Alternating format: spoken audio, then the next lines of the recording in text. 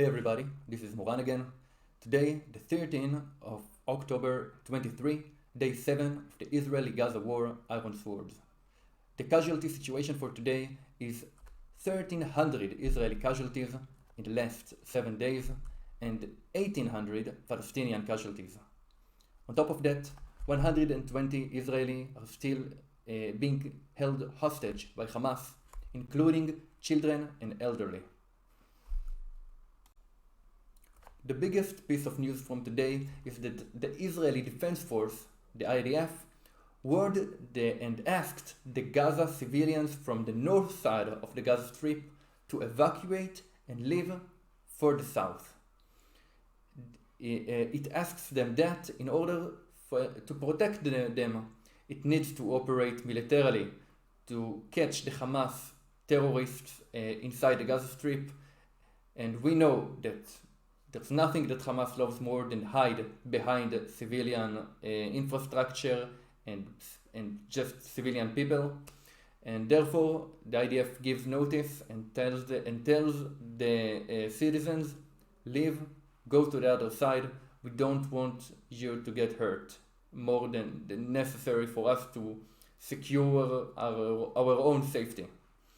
And of course, Hamas urges the residents of the north side of the strip not to follow the propaganda from the IDF, which is typical because it knows that without civilians to protect it, it has no chance against the IDF and from being prosecuted for the crimes it committed.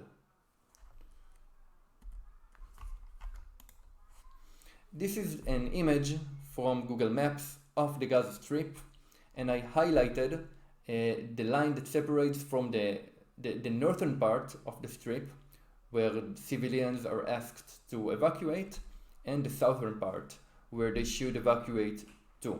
Just to give you a sense of the scale of the area that is going to be probably bombarded and maybe invaded by Israel, by us, just for clearing Hamas. And of course, then we're gonna get out, just like we got out in 2005, in the hope that without our presence and without our control, there could be peace, which obviously did not work well. And to continue on the subject of Hamas using civilians as a shield, this is not just us saying it, it's clear to anybody that looks at the evidence, and I'm gonna present evidence very soon.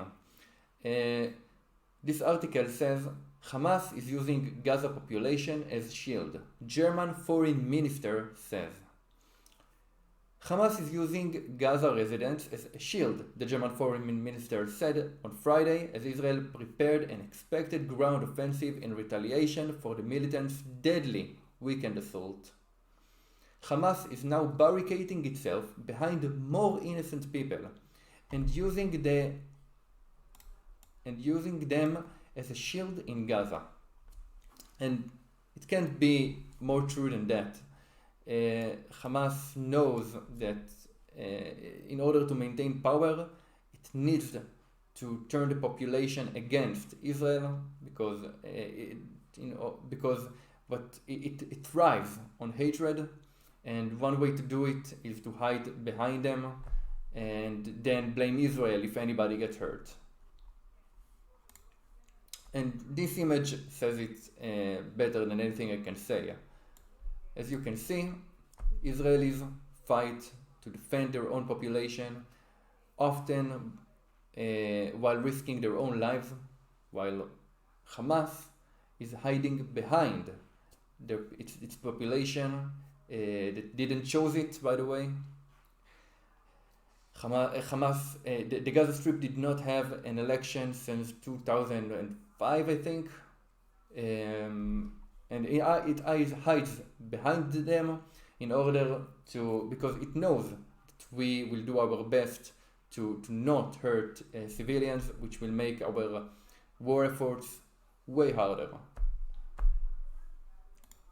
And here you can see an air photograph of the Gaza Strip. Specifically, the red circles are rocket launch sites, and Hamas, as usual, located them surrounded by civilian infrastructure. You can see civilian houses and a high school and many other locations like that.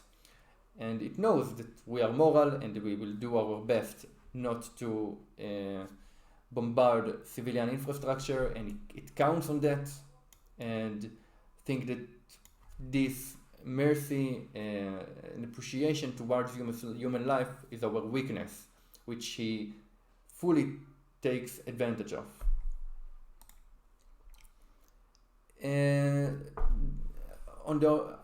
We are trying to have morals in the Israeli Defense Army, which is why we have the roof knocking protocol, which means we give a notice before we bombard a location from which we know Hamas is conducting terror operations.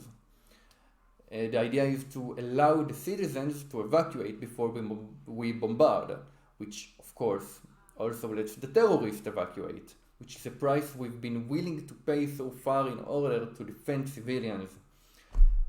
But I think what happened in the last week proved that we cannot go like this anymore, and if we want to save ourselves from annihilation and also liberate the citizens of Gaza from the claws of Hamas, this terrorist dictatorship group, we need to go all in. Otherwise, nobody will be safe in this region. On a different topic, North Korea denies its weapons used by Hamas against Israel. Honestly, I don't know if this is true or not. I wouldn't be surprised if it's true that North Korea supplied Hamas with arms, because North Korea also supplied Russia, which means it doesn't really care who it sells the weapons to and what will they do with them. If they get money, if they can advance their own interests, they're going to do it. They're going to sell the arms, the weapons, the guns, the rockets. They sold it to Russia so that the Russians can fight Ukraine in their barbaric invasion of Ukraine, and there's a good chance they sold it to Hamas as well. But of course, North Korea is not the biggest supplier and backer of Hamas, and also of Russia. As usual, Iran is behind almost every act of terror that I can think of. In terms of the Ukrainian-Russia war, it supplied the Russians with many suicide drones and with the knowledge to build more. In this air photograph, you can see a factory where the Russians try to build more suicide drones with the technology supplied by Iran. And in the same way that Iran supports Russia against Ukraine, it also supports Hamas against Israel. So you can see that Iran supports and provides arms to both Russia and Hamas that attacks Ukraine and Israel. The pattern is very similar.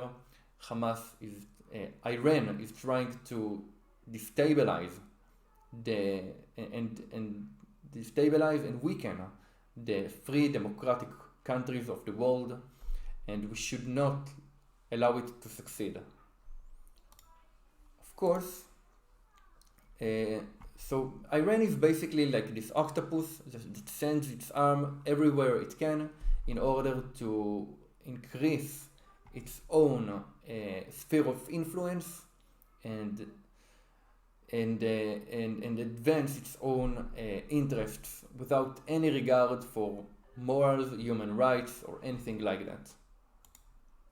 And of course, it also funds and provides arms to Hezbollah, just like Hamas. So the biggest worry right now for us, for Israel, is that while we fight with Hamas on the south, Hezbollah will attack us from the north. which will be a grave mistake, because while it will make devastating damage for us, eventually they will suffer way more, just like Hamas is suffering now. And Hamas just began to suffer. So I hope they won't do this mistake, but I know that if Iran will give them the word, they'll attack, and they won't care about the life of their civilians, just like Hamas doesn't care as well. So for some uplifting stories from the Israeli social media, again I'm bringing you stories from Hanoch Daom, which is an Israeli social media influencer, actor, comedian, an amazing guy, but he writes in Hebrew, so I want to bring that information from Hebrew to you, my viewers, which are hopefully international and speaks English. The guy you see in the image here is called Matan Abargil. God bless his memory. He was a soldier in an armored vehicle, one of the first to be attacked by Hamas in the 7th of October when the war broke. And the terrorists threw a grenade into the armored vehicle. And Matan jumped on the grenade and saved his friends from certain death by doing that. And while he jumped, they said, his friends, he said, I tried to do everything to protect Israel nation. God bless you, Matan. We will always cherish this act of heroism, and I have no words to describe how sad this is.